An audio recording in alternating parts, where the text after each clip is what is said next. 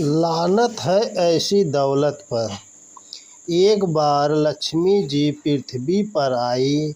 उन्होंने समीपवर्ती क्षेत्रों को लोगों को बुलाया और कहा, मैं लक्ष्मी हूँ।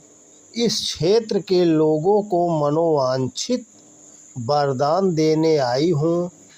तुम लोगों में से जिसे जैसा मांगना हो मांग लो। वरदान किस दिन मिलेगा इसकी जानकारी भी दे दी गई। समय इसलिए दिया गया कि सूचना अधिक से अधिक लोगों को मिल सके, वह समय रहते पहुंच सके और अभीष्ट लाभ उठा सकें। उस क्षेत्र में सब लोग कृषि का व्यवसाय करते थे। धरती को भी यह समाचार मिला। उसने अपने सभी कृषक पुत्रों को एकत्र कर समझाया कि तुम मुफ्त की दौलत पाने के फेर में न पड़ो, पूरा परिश्रम करते रहो। मैं तुम्हें कोई अभाव न रहने दूंगी। इस परामर्श को किसी ने न माना। सभी विपुल धन बिना परिश्रम किए पाने के लिए आतुर थे। वे रुके नहीं। नियत समय पर लाखों की संख्या में लक्ष्मी जी के सामने उपस्थित हुए। आगंतुक मनमाना धन प्राप्त करते गए। लक्ष्मी जी ने हर मांगने वालों की मुराद पूरी की। वे एक दिन के लिए आई थी। उपस्थित लोगों में से जितने की अभिलाषाएं पूरी हो सकती थी वे करके स्वर्ग लौट गई। विपुल धन पाकर लोग फूले न समाये।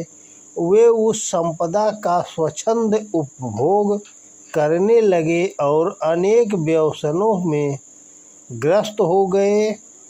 बिना परिश्रम की संपदा का अनैतिक अपव्यय में ही तो उपयोग होता है। किसानों के पास धन की कमी न थी। वे उसका मनमाना उपभोग करने लगे।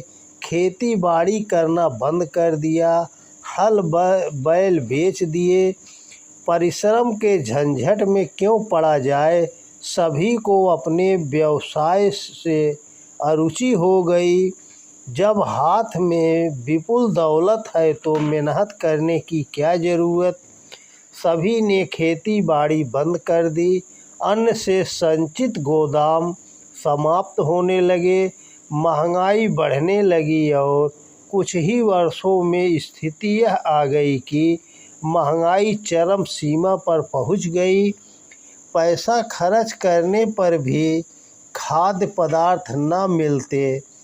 दुर्भिक्ष जैसी स्थिति उत्पन्न हो गई। दौलत के बक्से भरे पड़े थे पर अनाज नहीं मिल रहा था। भूख बुझाने के साधन न रहने से लोग भूखों मरने लगे। दुर्बल होकर रोगों से ग्रसित होकर प्राण त्यागने लगे। कुछ ही समय में उस क्षेत्र के अधिकांश लोग भूख से मर गए। जो बचे वे अच्छी स्थिति वाले क्षेत्र के लिए पलायन कर गए। इलाका खाली हो गया। पशु तो पहले ही मर चुके थे। मनुष्यों से भी क्षेत्र खाली हो गया। दौलत को चोर लूट ले गए। जन शून्य पृथ्वी ने एक दिन अपने हरे भरे और सुख चैन वाले क्षेत्र को घूम घूम कर देखा। वह शमशान जैसा बन गया था। सर्वत्र निस्तव्यता व्याप्त थी। धरती लक्ष्मी को कोसने लगी। उसी ने आकर मुफ्त की दौलत पाने की लालसा जगाई और मेरे भोले पुत्र परिश्रम भरे कृषि कार्य को छोड़कर मुफ्त के फेर में पड़ गए।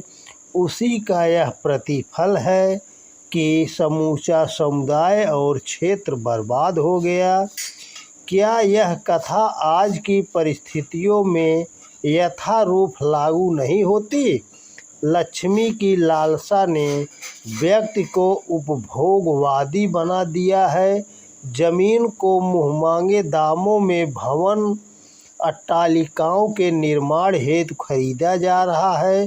कृषि योग्य जमीन को जनसाधारण पृथ्वी माता की अपेक्षा करके क्रमशः खोता चला जा रहा है। भगवान न करे वही स्थिति फिर से देखनी पड़े। तो दोस्तों नमस्कार,